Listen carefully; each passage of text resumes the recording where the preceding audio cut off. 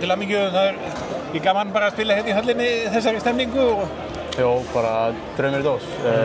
Maður er búinn að horfa á margar leiki hérna í höllinni og leikmenn og þjálfarar tala um að þetta séu skemmtilegustu leikirnir og það bara sannaði sig í dag. Þetta var klárlega einn af þeim skemmtilegri hingað til og bara mjög gaman. Fjórði leikur að leikurinn og svo fyrst á heimavelli? Já. Bara eins ólýsileg tilfinning.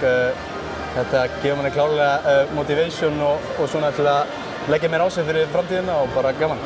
Og svolítið fiðringur að koma inn á?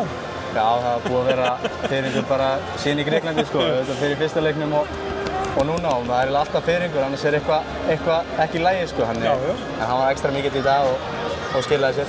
Virkilega gaman að þessu og eiga þátt í að koma liðin inn á EM og svona þannig í góðum tíma. Já, þetta var svona stærsta markmið í dag var að klára þetta EM-sæti og við náðum því. Auðvitað ekkert fullkominn leikur en góð leikur og við bara greinum hann og sjáum hvað við getum gert betur. Já, ég meina byrjunin svona kannski gefur tóninn. Já, náttúrulega eins og í Greiklandi þá gefur byrjunin tóninn fyrir alla leikinn. Það er ákveðið fórskot sem við bara missum ekki niður. Auðvitað ef við horfum kritískir á þetta getum við bætt í og finnst að við getum náð því, þannig það er bara að gera það næst.